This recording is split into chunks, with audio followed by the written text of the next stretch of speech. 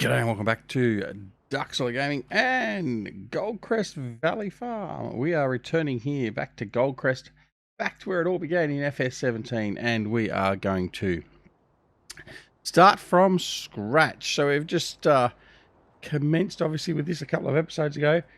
We have started out here with Goldcrest Valley. We have minimal fields, we have minimal equipment and low-end equipment. And we have had a small amount of cash to start with, and we've got very basic gear. We've bought our land, all that sort of stuff. And we now need to progress. We need to make some money, expand our farm, buy bigger and better gear, possibly, and then just go from there. So, without further delay, let's get straight into it. So, what have we got on today? Well, Field 14 is ready to harvest. It's in the lowest stage of harvest ready. So we are just going to go over there and harvest it. We need to harvest and make money as quick as we can. Field 15 over here has been harvested. So we need to get on over there and give it a seeding. It doesn't need any lime or anything else like that. So we can just go over there and get that going. Now, field 12 is growing, which is good. So we planted that. That will need a lime application after this next harvest. Field 19 is growing as well. And that's the 4 fields we own. So that's what we're at. Now, insofar as money and that goes, we need to have a look and see what we're going to buy next. But anyway, for now, we're not going to worry about it. So we've only got 6,000 in the bank. What we need to worry about at the moment is just making enough money so we can actually keep buying our seed, keep turning over the crops, all that sort of stuff. So let's get straight into it.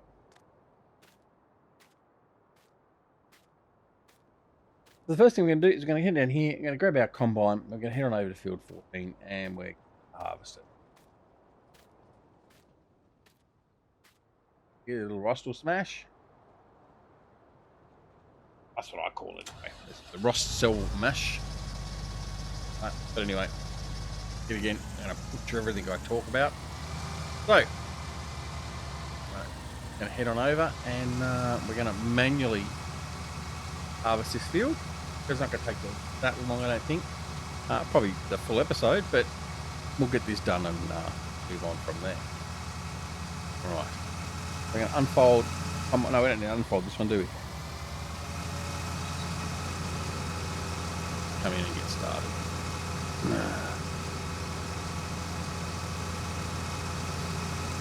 Everyone is doing well. We are doing well. It's been a busy couple of days getting recordings and all that done, and basically having a catalogue there ready to go so we can actually continue to explore other things, but then also so as if things like work or whatever else sort of get in the way, we're not going to be impacted too much. That's good.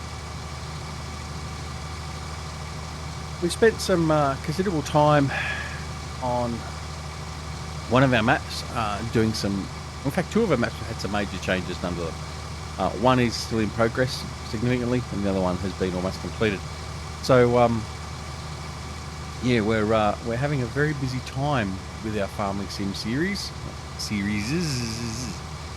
and hopefully you, the viewer, will all enjoy what we're doing. I'm certainly enjoying what we've been doing.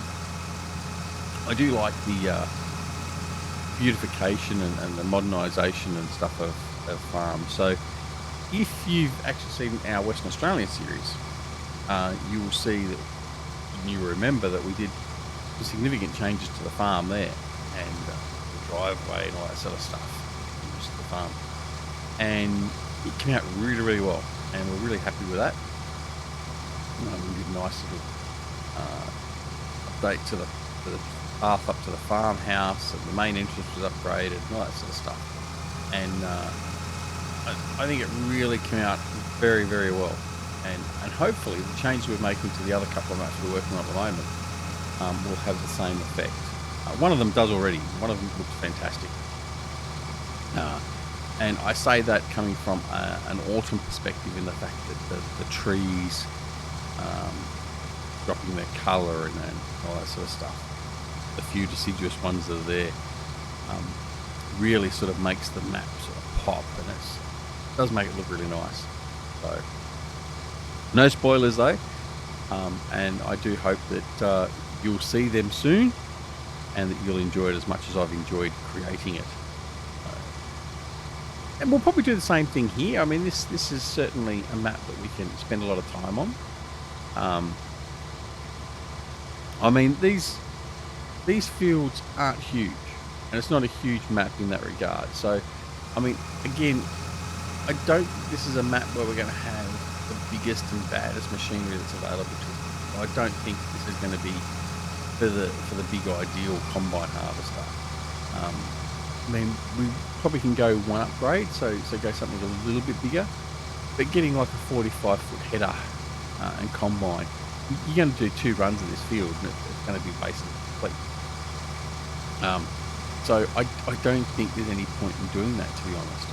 So what we're better off doing is just buying machinery, but certainly for this series, and I suppose it applies to most other series as well, to a point.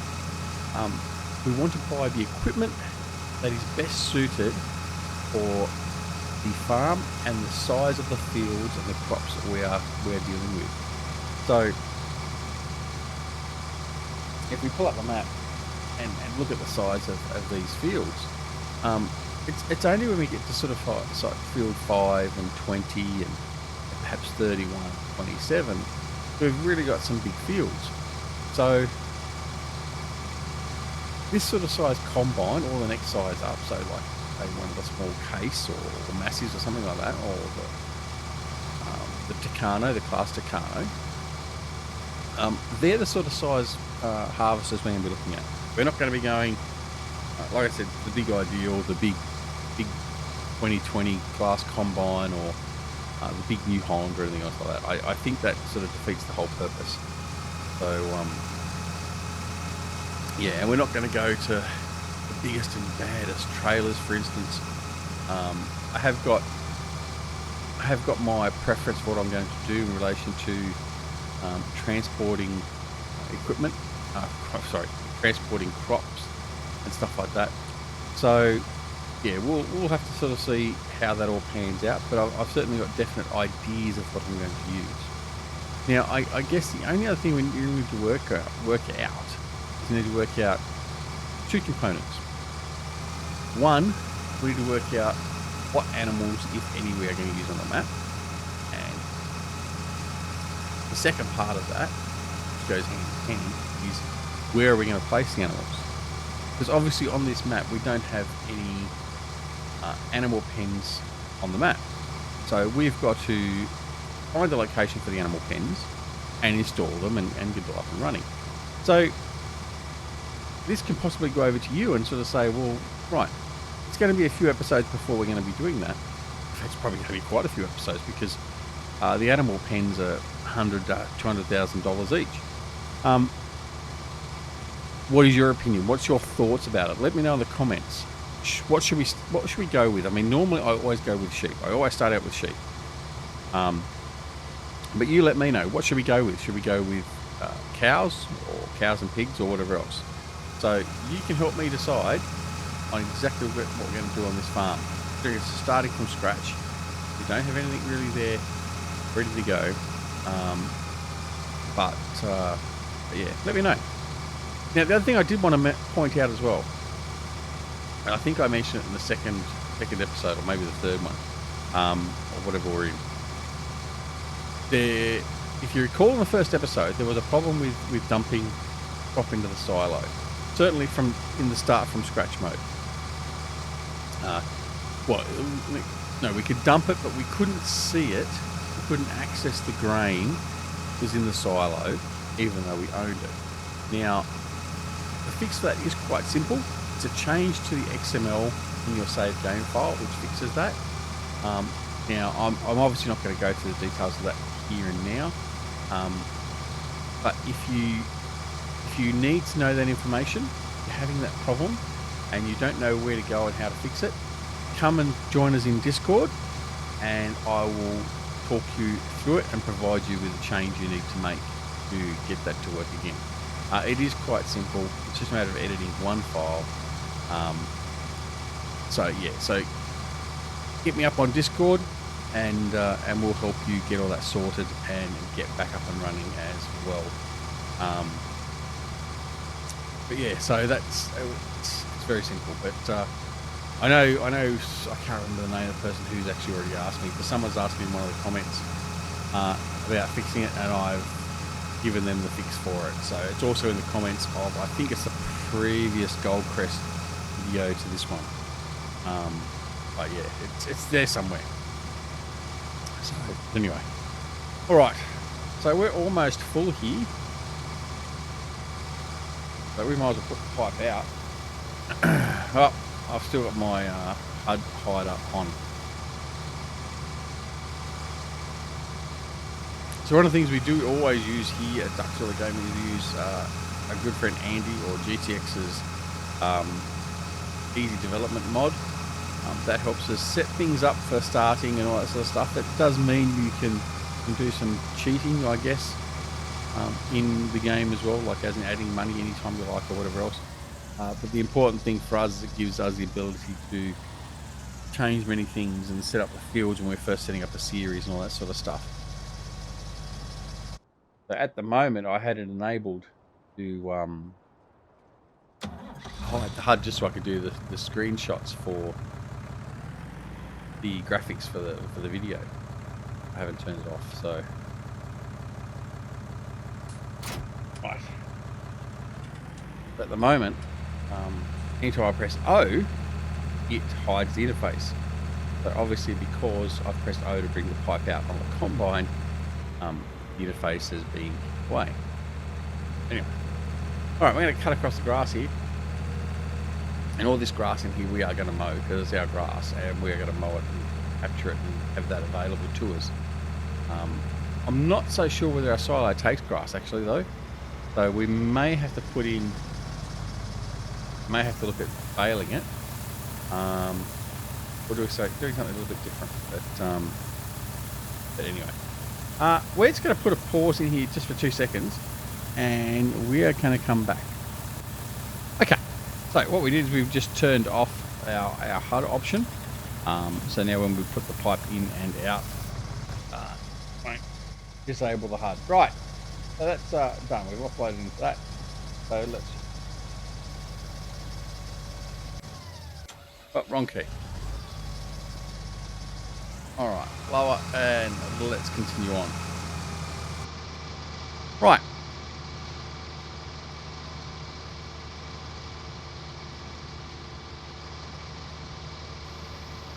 You know, I didn't disable it, did I? Oh well. Right, bear with me a second, I'm going to do this again.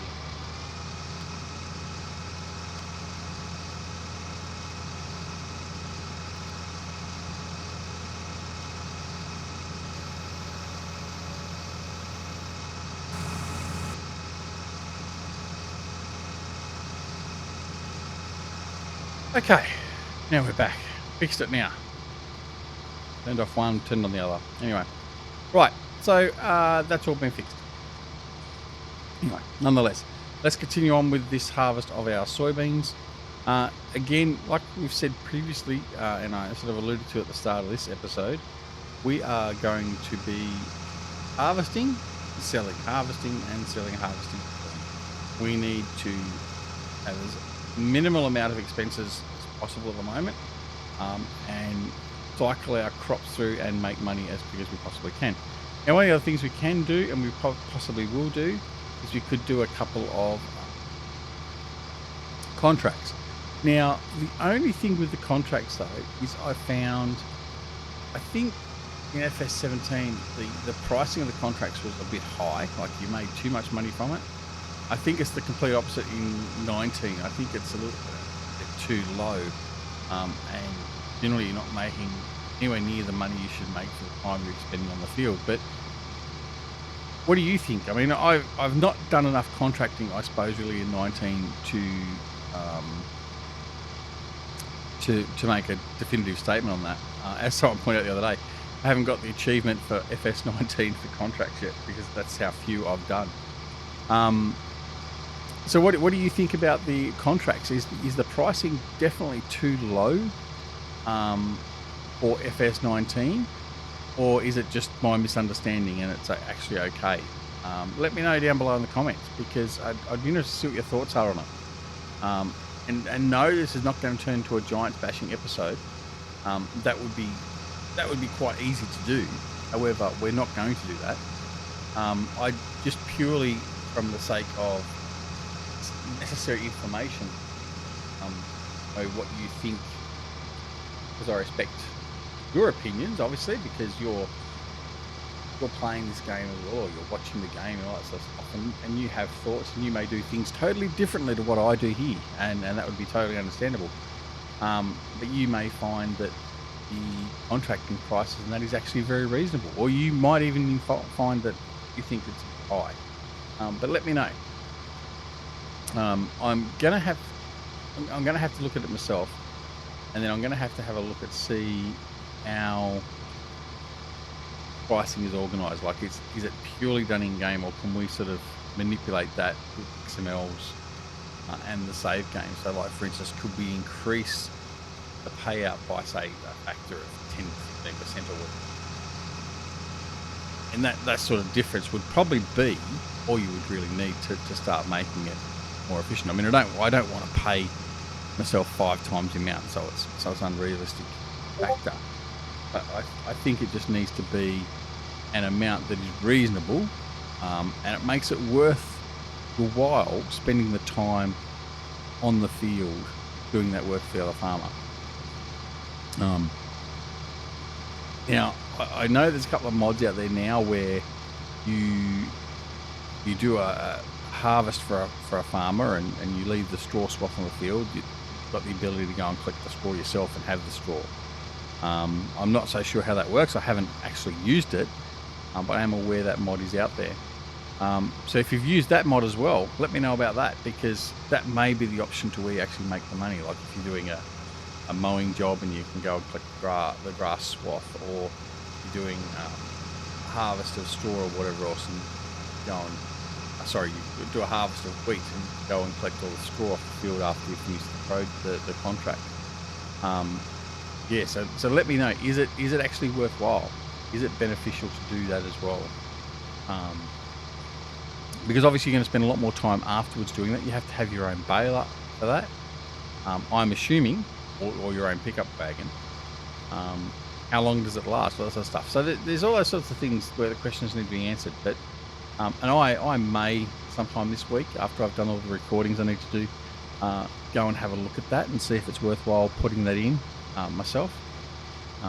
But the quickest and easiest way is to ask you guys. So what do you think? All right, so we're getting on through this.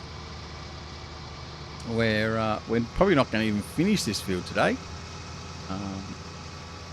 but we can certainly get at least 2 loads with combine done. All right, although what we might do, I think now we've done enough of this, so we might just go, right, fire a hand. They're going to go off and use that for me. Very good. We're going to go up here. Actually, no, we're not. We're going to go grab the other tractor. And it's 8 o'clock at night. We're going to get this guy prepped to do. Is there a cultivator? Let's have a look, see what we got. Or can I just direct seed? Let's just see if we can direct seed. Let's see if I can direct seed over this crop over here that we've harvested. You're probably going to sit there and go, no, you can't do that. That's all right. I've forgotten. I'm getting old. That's what I'm going to claim. And I'm just going to try and direct seed over it. See if it works. All right. Just for something different, we're going to go soybeans again. Now, let's have a look. Let's have a quick look and see what our crop prices are doing. All right. So,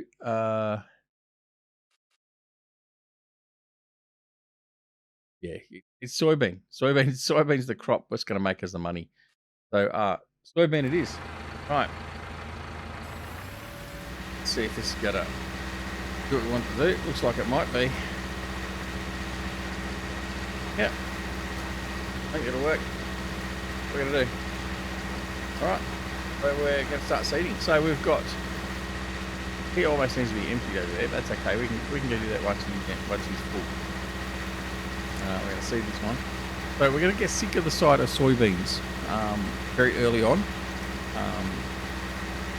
But I think it just I mean, look, many farms actually start out just doing a primary crop, and our primary crop is obviously just going to be soybeans for the moment, because uses the biggest bang for our buck. All about making the $20, so as we can expand the farm. Right.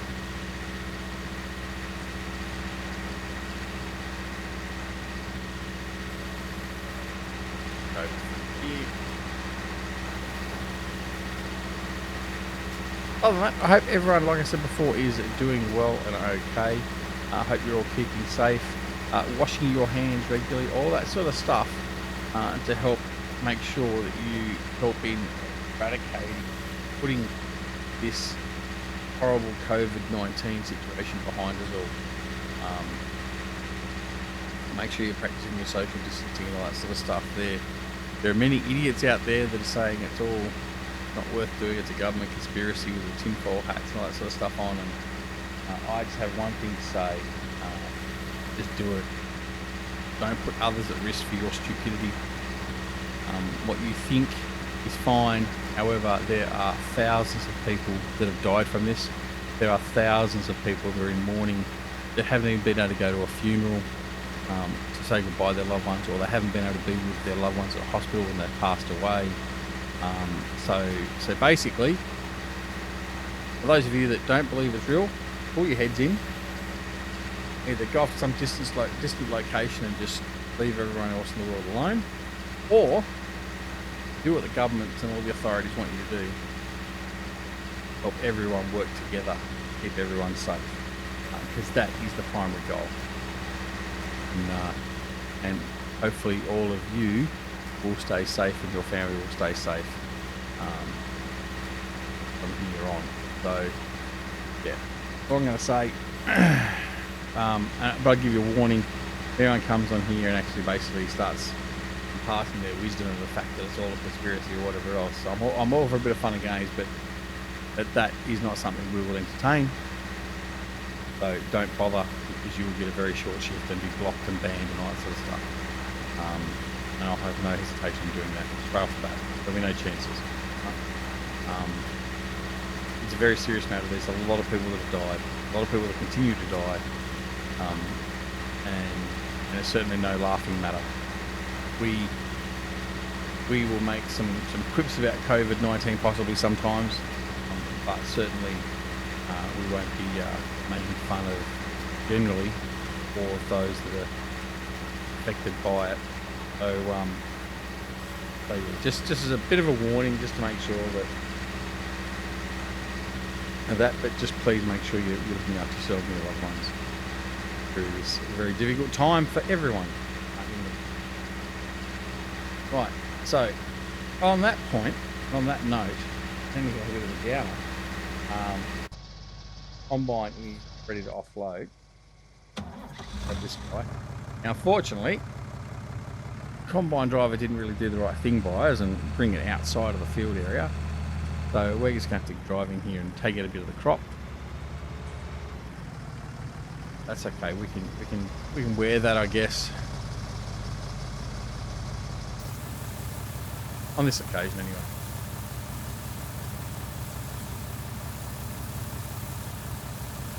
Right.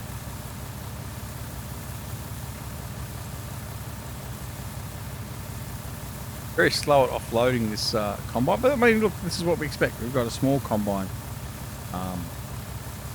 While we're here, let's go and have a quick look. As we were talking about combines today, so like for instance, all this sort of stuff is the stuff we would be looking at using.